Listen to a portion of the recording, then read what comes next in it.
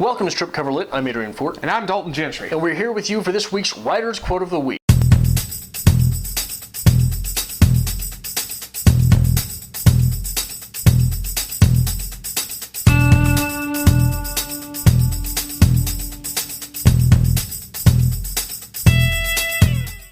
What have we got this week, Dalton? We are going to go with Maya Angelou. Maya Angelou. Never spoke about Maya Angelou on this channel, so let's give her the quote honor of the week. It's a damn shame. This is from I Know Why the Caged Bird Sings, classic of literature. Hit me!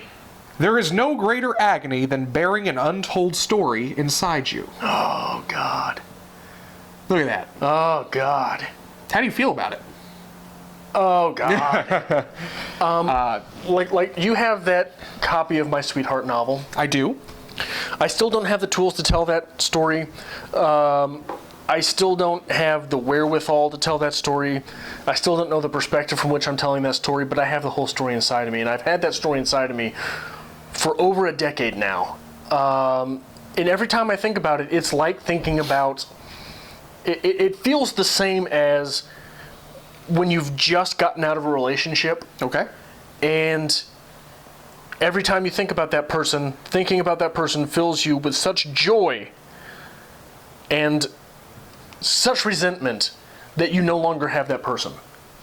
Okay. Okay. And I do not mean that in a very lackadaisical sort of, oh, well, this is what this is like sort of way. It literally feels, you get the same emotions out of it. Okay.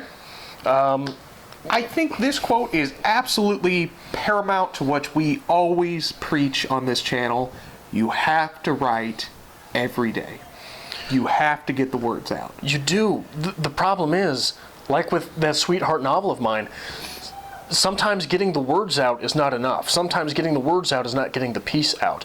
I even have this trouble still with short stories. Yeah. In fact, I think it was 2 weeks ago, I told you, and it was in the Variety Hour, about how I went on a rage. Yes. And you finished your short story. I wrote a short story from 1 o'clock in the morning to 6 o'clock in the morning. And it's about a 2,000-word short story that I motored all the way through. But I had that thing in me for a week and a half, 2 weeks before that. And you know, that's the romantic view of a writer, toiling over the work, trying to find that perfect set of wording that just gets that point across. That sums it up. You've got to get that out. It is unbearable to have it inside of you.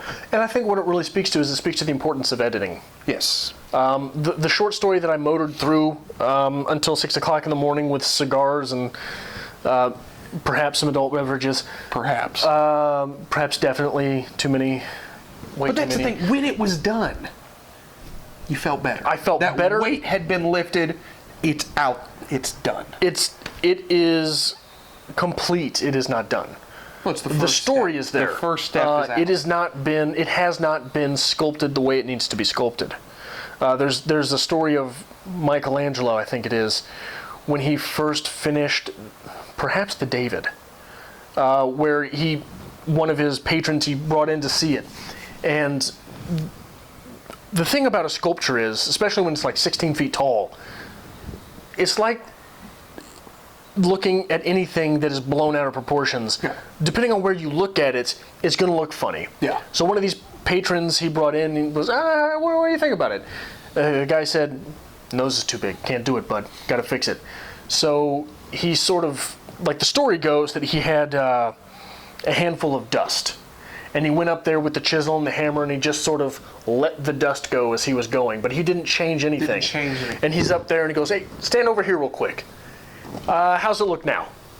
Beautiful, gorgeous, amazing, it is complete. Rarely does a story happen that way. Okay. Where, despite what anyone says, you know that it's perfect in its form. But I think in the simplest form, this really harkens back to writing being therapeutic.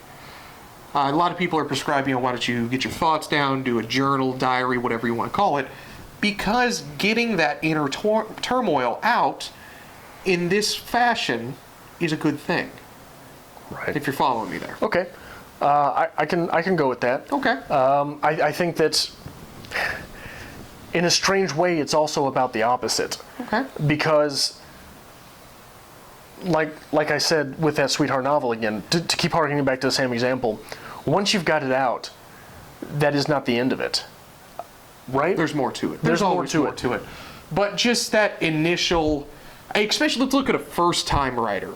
The first time you sit down and you complete something, Right. that's a big milestone.